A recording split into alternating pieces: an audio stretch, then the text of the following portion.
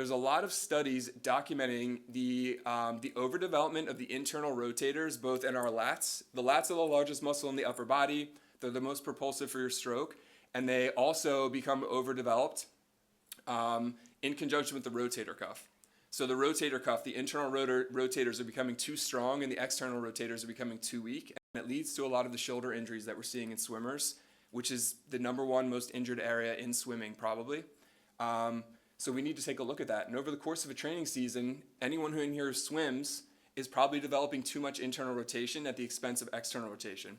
So how could we take a look at that? There are a couple of examples here on the slides. Just a simple side lying external rotation drill. Some of us probably done that with bands and other forms.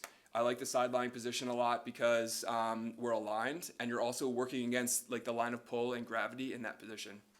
But then functionally, it actually co-contracts to center your arm in the joint so that it's centered and it's not banging and impinging and irritating certain structures.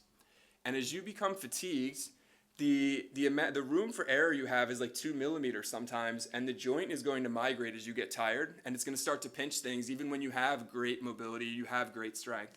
So being aware of that can be helpful in reducing some of the repetitive stress that we see in swimming. And we know that people who are on a strength training program, regardless of how smart it is, they are going to, they see less incidence of these issues than people who aren't on one at all.